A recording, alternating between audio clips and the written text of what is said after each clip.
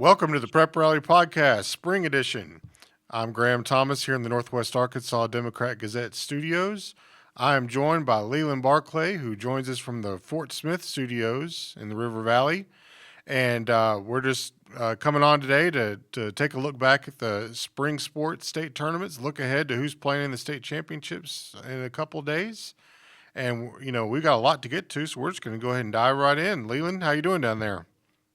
Well, it looks like downtown Fort Smith has dried up and the streets are now cleared. So that's good. The rain arrived just in time, though. We got everything done state tournament wise. Didn't really have any delays, hardly up in Northwest Arkansas, for that matter. I know they had some in Little Rock, but we got everything in. Everything's done. So now it's state championship time. So glad to hear it's drying up. Absolutely. Glad to hear it's drying up down there. All right, Leland. Well, this past week was state tournament week, and up in Northwest Arkansas, we had the 3A baseball, 3A softball, we had the 6A softball, and we had the 6A boys and girls soccer. Didn't have any state tournaments in the River Valley this year, so that kind of gave you the freedom to kind of do what you wanted to do. So just give us a little recap of your week last week. Well, as soon as I saw that, of course, the 5A West baseball went down to the final, not to the final out of the season, but certainly the final games of the season, the doubleheader at Greenwood on the final night of the regular season. So as soon as I saw that Greenwood was going to finish second, Alma was going to finish third, and Van Buren was going to finish fourth, I knew immediately that, that next Thursday I was going to be in Benton, Arkansas to watch those three play. Plus, Greenwood won the conference championship in softball, so they were there.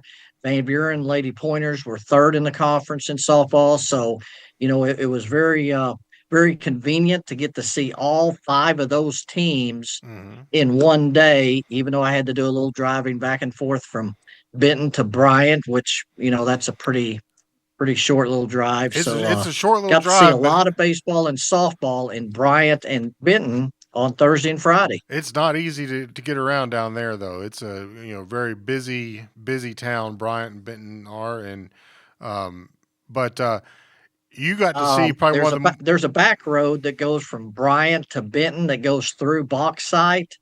That is very nice.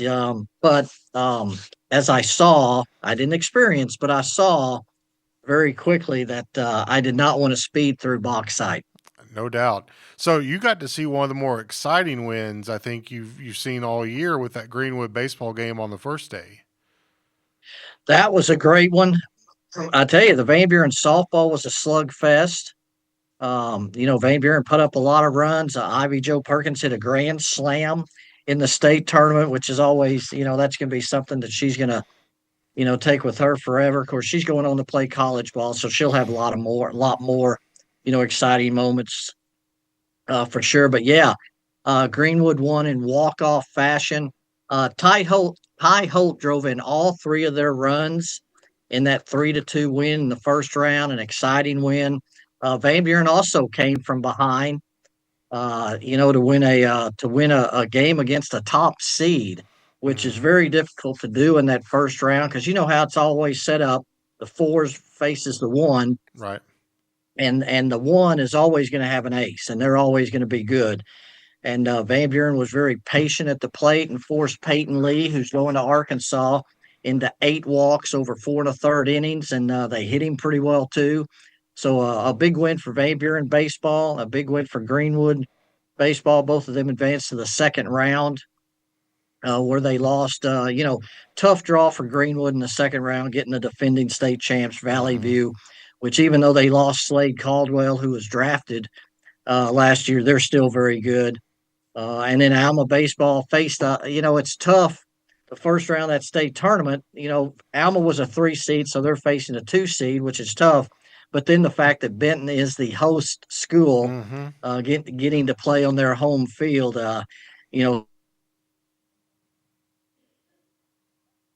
they dropped that game. Yeah, and Alma's first year back in the state tournament for quite a while, so I don't want to say they were just happy to be there. They were happy to be there. They'll be better for that experience and know a little bit more what to expect next time around. Absolutely. It was a pretty senior laden team that Alma had this year. But they've got some good youngsters coming up too. And of course, Easton Daly in the middle of that lineup, he'll be back. It's I think it bodes well for them as well. Up here in the 3A softball and baseball tournaments, we had Rick Fires bringing him out of retirement for a few days to help us in 3A softball. Harold McIlvain was up here 3A baseball. None of our teams advanced out of that, but it looked like it was a pretty competitive tournament. I know Charleston baseball won a game. Lamar softball won some games, and you get to that level, it's hard. It's hard to advance, and if you can win a game, and there's no shame in that. I know everybody wants to go all the way, but if you get up there and win a couple of state tournament games, you've done well. Absolutely. The Hackett Hornets had a great season. Charleston Tigers went into the state tournament with a lot of momentum coming off a conference championship, district tournament championship, and a regional tournament championship. So Charleston had a lot of momentum, got that first round win with Carter Little on the mound.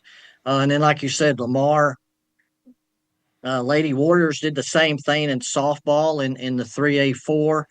So a lot of really good baseball and softball played in the River Valley over this past year and all the way through this past weekend.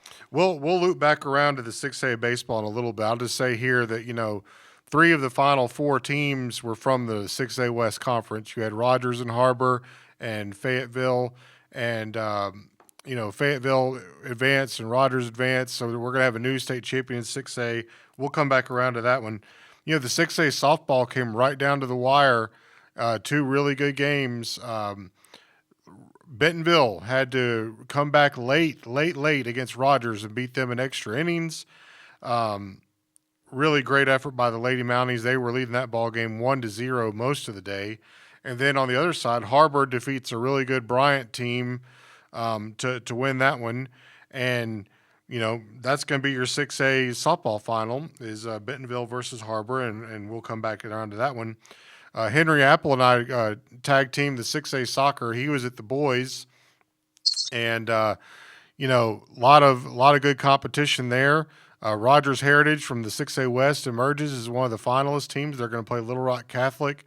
On the boys' side, Bentonville was the conference champion, but that just shows you how tough it is. I mean, they really had their way with the conference and got tripped up in the semifinals on their home field. So then on the girls' side, well, it's going to be another all 6A West matchup. You have Bentonville Lady Tigers against the Fayetteville Lady Bulldogs, a kind of a matchup we all thought we'd see. Fayetteville defeated an undefeated Mount St. Mary's team to win that one and to advance to the finals. And Bentonville defeated Bentonville West, which have been playing really well. So it was an exciting week. I mean, it was an exhausting week because you're at the ballpark quite a bit, and I'll tell you, Sunday I crashed pretty good, and even again on Monday. But now it's state finals time, and everything shifts down to Conway, and we'll go ahead and take a look at that. So on Friday, and I'm gonna go in chronological order here of the games that are happening at 1 p.m. at the Conway, the UCA softball facility. You have the Pea Ridge softball team taking on Bauxite in the 4A state finals for softball. Over at Estes Stadium, you're going to have Lifeway Christian out of Centerton playing against Baptist Prep and girls soccer. And then right after that at 4 p.m. on the same field, you have Little Rock Catholic versus Rogers Heritage, excuse me. And then Saturday, we have 10 a.m. Hackett versus Riverside in the state 2A softball. At noon, we have Bentonville versus Fayetteville in the Class 6A girls soccer. At 4 p.m., we have Bentonville versus Harbor in Class 6A softball, and then the finale, 7 p.m., Rogers versus Fayetteville in the Class 6A baseball. So, and Leland, one thing we forgot to mention, we got to rewind a bit, and we got to talk about 1A softball, because I know you had driven up on Saturday to go check out Scranton versus Taylor and Harrison. Yeah, it's been a long time since I have been up scenic Highway 7 from Russellville to Harrison. And Did you throw I up? even do what? Did you throw up? No, no. In fact, I was kind of looking forward to it. Great day. It was sunshine. Um, and my car takes those curves pretty well. So that was fun. And I also got to drive by Dog Patch. I remember the old Dog Patch. I remember our church going up the Dog Patch gosh, probably 50, 55 years ago. So it's been a while since I've been by Dog Okay, you're Patch. going to tell what dog patch is because I don't. Dog Patch was it was an amusement park based on well, for lack of I guess a better term, kind of the hillbilly hee haw type background, and it was just it was a really fun amusement park. Way back when, kind of nestled in the hills of near Harrison, and it was just really fun. So it was neat driving by there, and of course, I got to see some really, really, really good softball. Scranton and Taylor, extra innings. Taylor is kind of the I guess you'd say at this point, kind of the Bryant of softball. They've won 7 straight state championships. They've won 10 state championships in all in girls softball, and they're really good. And Scranton played them right down to the wire, 1-1 after 7 innings. They went to extra innings. Scranton was the home team on the scoreboard and had a chance to win it in the bottom of the eighth. And then Taylor scored 2 runs in the top of the ninth to win it 3-1 to advance to the championship game. And they'll now get to go for 8 straight titles on Thursday afternoon at 1 o'clock against St. Joseph. Wow, and I tell you what, they played each other last year. Taylor and Scranton did for the state final last year, and it was kind of a blowout. Taylor really had them, so to play them 1-1, they've closed the gap a little bit on them. They've closed the gap. Coach Bateman really beefed up the schedule this year. They played some very good teams. They played Hackett, and they really prepared. They centered their off-season workouts, um, their schedule, everything around the possibility or probability of meeting Taylor again at some point. And you never want to brand a semifinal game as the state championship because I think that's unfair to the other semifinalists. But like you said, they both played in the championship game last year. Both expected to be back this year, and of course, the way the bracket fell, Taylor and Scranton played in a semifinal game for the right to go to the championship game. So yeah, they have definitely narrowed the gap. They only have one senior on the roster. They'll have their main 2 pitchers back next year. So I think good days are ahead for Scranton Lady Rockets softball. All right. Well, appreciate that report from the Scranton softball team. Looking ahead to Friday, so we've already run through the schedule. Pea Ridge will start it off with softball, and you talk about a really good Pea Ridge softball team. This is another state championship appearance for them. They're still trying to find that elusive state title. Leland, I'm telling you, they've got a pitcher named Emery Bolin who's pretty good. I mean, that's the real key with softball. If you got a pitcher who can dominate a game, you can ride the pitcher about as long as her arm will carry you. And so Pea Ridge has a good one. Now, if you look at the scores from the 4A softball, Bauxite was killing just about everybody. So we'll see how that one turns out. But I know Coach Josh Reynolds and the Pea Ridge Lady Blackhawks will definitely put up a great fight, if not win the whole thing on Friday afternoon. The two. Yeah, we've seen her name. We've seen her name for Yep. a couple of years now, and she's really good. And I've kind of seen a trend in recent years in softball, very recent, that teams are trying to use more than one pitcher, Mm-hmm. more than maybe they have in the past, instead of just riding that one.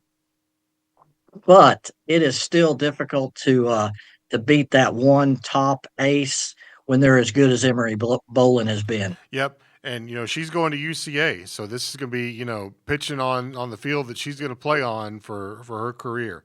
The two soccer games that day, the 3A state championship game, Lifeway Christian, fairly new school, taking on Baptist Prep, a fairly new school.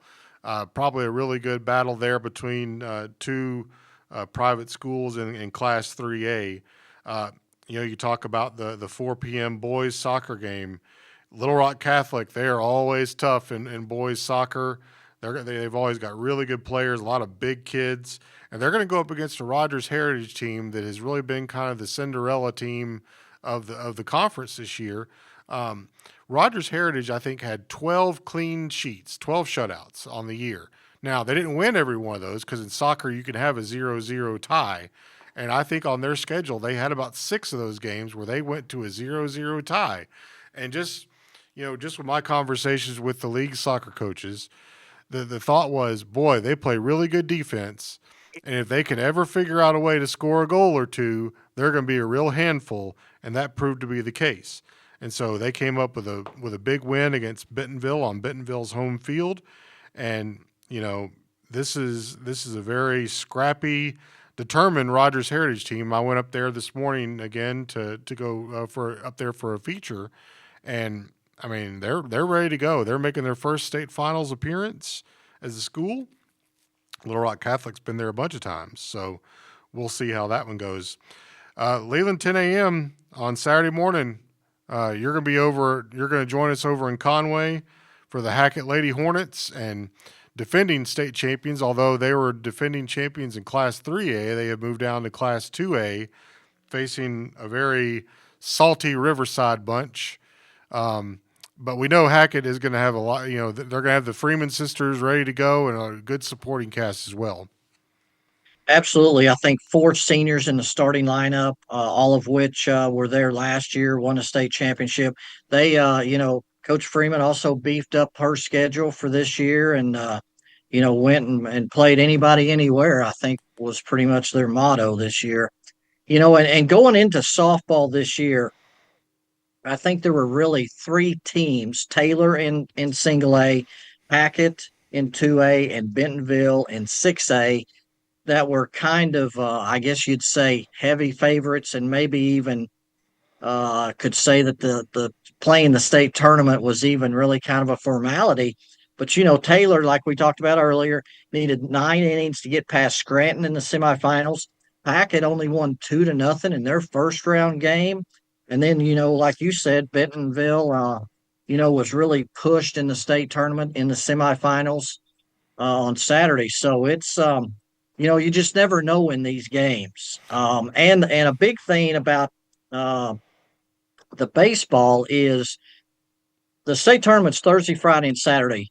And with the new pitch count, I say new, the pitch count limitations, teams have to have now 3 pitchers to get to the championship game. Mm-hmm. But once they get to the championship game, then it's going to come down to ace versus ace. And that's really kind of a, I guess, unusual in a way, because baseball is not a one-game winner-take-all type sport.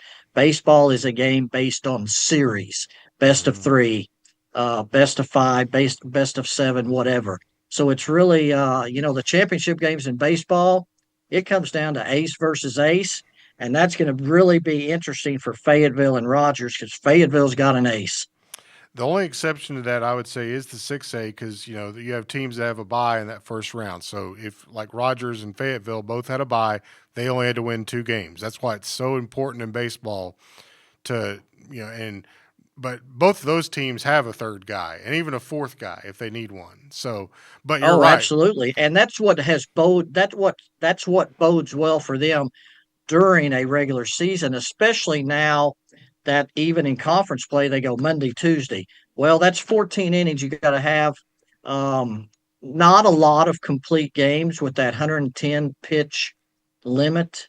So you got to have that guy that can close down maybe a Monday afternoon game or even a Tuesday afternoon game. So, yeah, it's It's going to be very interesting in all the baseball games, really. We'll say a few words here about the noon Bentonville versus Fayetteville girls soccer match. These two teams they finished number 1 and 2 in the conference.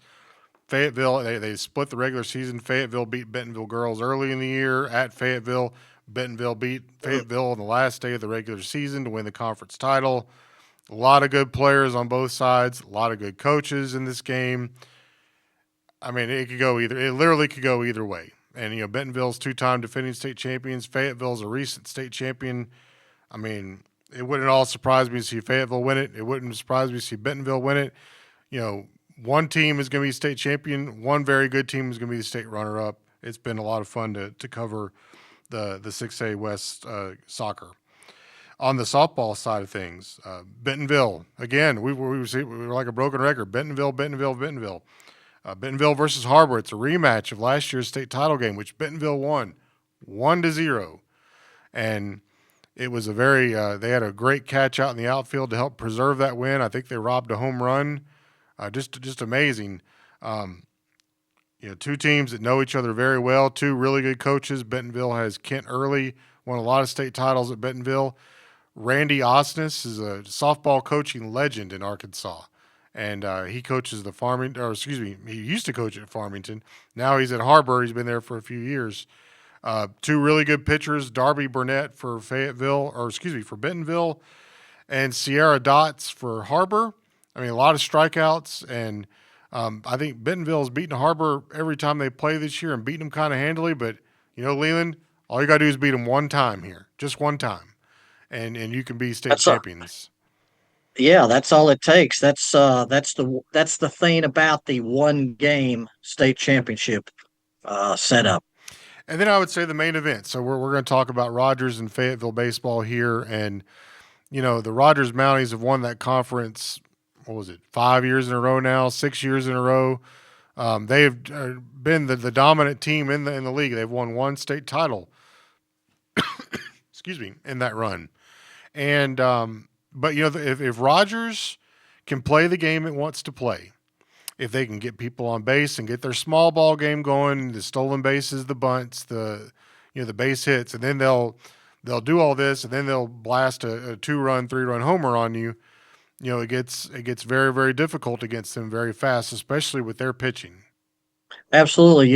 Again, it goes back to what they have on the mound, and Rogers is deep there. Fayetteville's deep there.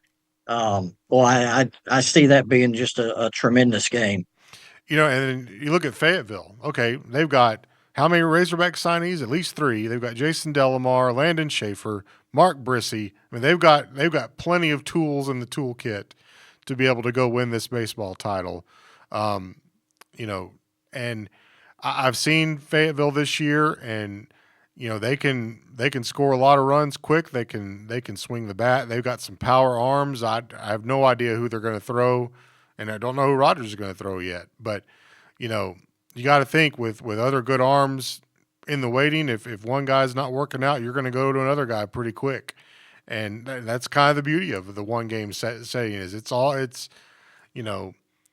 win at all costs. And what a great matchup that's going to be, and we're looking forward to it. Well, Leland, that's all I had on state tournament week. We'll see you down in Conway for sure. I know you'll be there for the Hackett game, and we'll have coverage of all the state championship games in the Northwest Arkansas Democrat-Gazette. The state championships actually start in the smaller school divisions mostly on Thursday, and a lot of great matchups there. It'll go all weekend. Yeah, there's some great storylines in all 3 of them: baseball, softball, and soccer. Baseball in 2A, there will be a school that wins its first state championship ever. Cedar Ridge and Riverside, both playing for their first state title. And of course, Walter Woody he's the baseball historian. He sends out this database every year. So it's real easy to look at this. And there are 5 teams or 4 teams that have never won state titles that have a chance to do that this week. Ashdown has never won a state title. They're playing Genoa Central, who is very good in the 3A championship game. Brooklyn has never won a title. They're playing in the Class 4A state championship game. And then Riverside and Cedar Ridge playing in the state championship game for 2A. Rogers going for their second title. Fayetteville going for their eighth in baseball, which is pretty amazing. And it would be the first for Coach Scott Gallagher. And I tell you what, Leland, I mean, the smiles and the celebrations are just awesome. And on the flip side of that, the tears are tough to look at sometimes. But, it all kind of comes back around, and that everybody that's made it this far has just really had a spectacular season. Not everybody can win it. And that's the tough part. Well, and for the old people that used to watch, Wide World of Sports, there's probably nothing that epitomizes more in the state championship games than the phrase "the thrill of victory" and the agony of defeat. Yep. And having covered a lot of teams on both sides of that, we're very familiar with all of it. And man, it's a fun time, and it'll be the last bit of prep coverage that we have for the year, for this school year. So, all right, well, we're going to wrap up our spring sports edition of Prep Rally. For Leland, Barclay, and the River Valley, I'm Graham Thomas from the Northwest Arkansas Democrat-Gazette, signing off. We love you.